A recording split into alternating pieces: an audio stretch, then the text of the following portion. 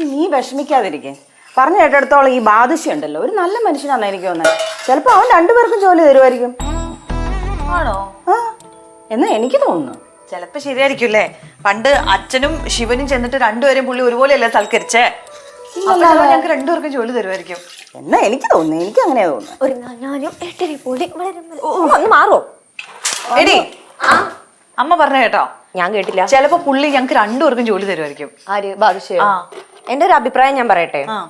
എനിക്ക് അവിടുത്തെ പെമ്പിള്ളാരെ പറ്റി ആലോചിക്കുമ്പോ സുമേഷ് PT സാർ ആവുന്നതിനോട് തീരെ യോജിപ്പില്ല. അതാണ്.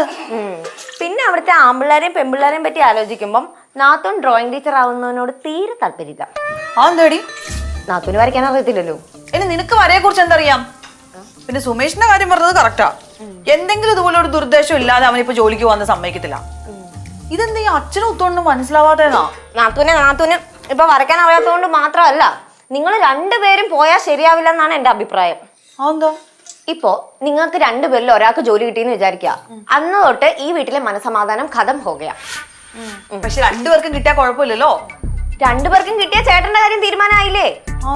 നിങ്ങൾ അവിടെ ചെന്ന് കഴിഞ്ഞാൽ എന്തെങ്കിലും മണ്ടത്തരം കാണിക്കാതിരിക്കത്തില്ല. അപ്പൊ പിന്നെ അയാൾ വിളിച്ചു ചോദിക്കത്തില്ലേ നിങ്ങളുടെ കുടുംബത്തിൽ ബുദ്ധിയുള്ള ഒരാളെങ്കിലും ഇല്ലേന്ന്? അത് മാത്രമല്ല, ചേട്ടൻ കാലാകാലങ്ങളായിട്ട് അങ്ങനെ അടിമയായിരിക്കും. പിന്നെ അതും ശരിയാ. കാരണം എന്താണെന്നറിയോ, നമ്മൾ ഔദാര്യമായിട്ട് ആരുടെയും കയ്യിൽ നിന്ന് എന്തെങ്കിലും മേടിച്ചാല് ഭാവിയിൽ അത് വലിയ പ്രശ്നമാവും. അങ്ങനെ ഒരു പ്രശ്നം ഉണ്ടല്ലേ? തീർച്ചയായിട്ടും. ഇതൊക്കെ ആലോചിക്കണ്ടേ ഇതിനൊക്കെ പോകുന്നതിന് മുമ്പ്?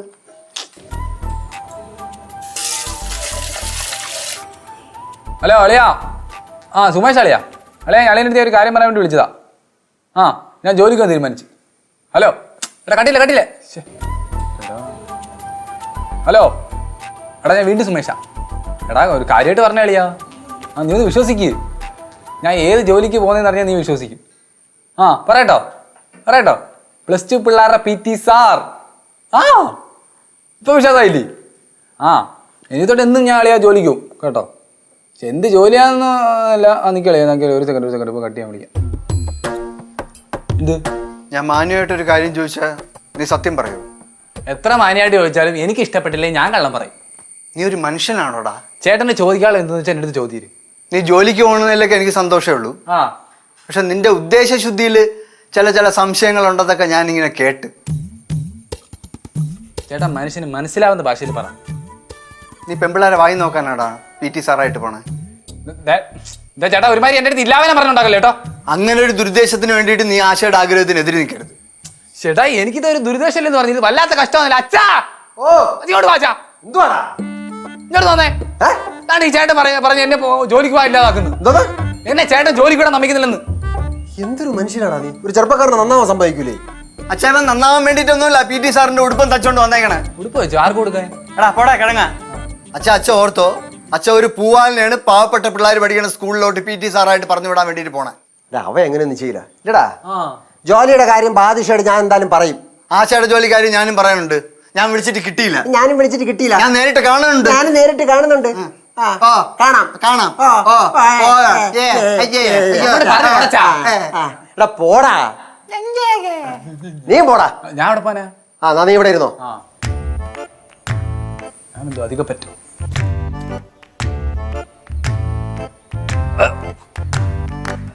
ചിറ്റപ്പ, ആദ്യമേ 2 കൊണ്ട് എടുക്കാൻ നോക്ക്. വെറുതെ വാരിയല് പൊട്ടിക്കണ്ട. ചെറുക്ക, ഒരു PT സാറിന്റെ അടുത്താ നീ ഇങ്ങനെ പറയുന്ന ഓർക്കണം.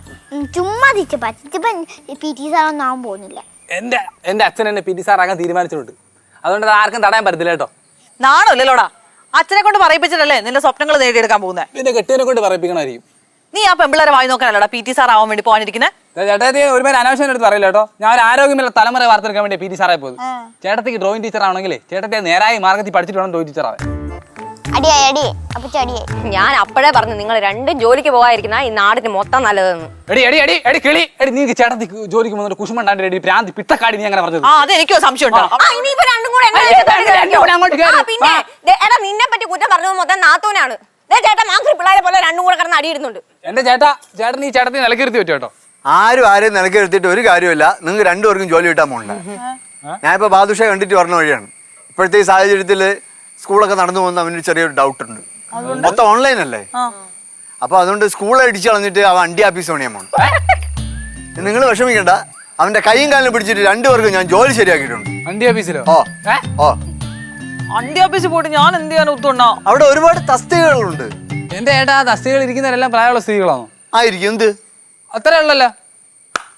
അപ്പൊ ശരി ഏട്ടത്തി എന്നാ ഇനി മേല എൻ്റെ അടുത്ത് ആരും പണിക്കോളൊന്നും പറയരുത് കേട്ടോ. അപ്പൊ അണ്ടി ഓഫീസിൽ വർക്കൊക്കെ കിടക്കട്ടെ, ആവശ്യം കഴിയുമ്പോൾ വിളിച്ചാൽ മതി കേട്ടോ. എന്താ അണ്ടി ഓഫീസിന് എന്താ കുഴപ്പം? അണ്ടി ഓഫീസിന് യാതൊരു കുഴപ്പമില്ല, അണ്ടി ഓഫീസിന് യാതൊരു കുഴപ്പമില്ല. പോയിട്ട് വിളിച്ചാൽ മതി, പോയിട്ട് വിളിച്ചാൽ മതി. രണ്ടുപേരും ജോലി ഐ ലവ് യു.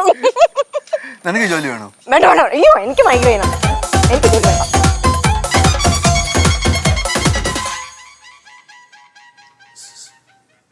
ചേട്ടത്തി ഈ ബാദുഷയില്ലേ സ്കൂള് വിളിച്ച് അണ്ടി ഓഫീസ് വിളിയുള്ള കാരണം എന്താ പറയാമോ?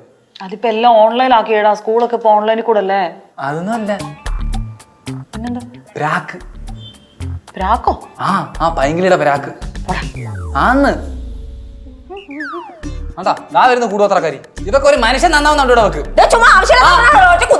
ഞാൻ പറയും നീ ഒന്നുകൂടെ പറഞ്ഞു നോക്കി, എന്നാ കാണാം. നീ തന്നെ അത് രാവിയത്.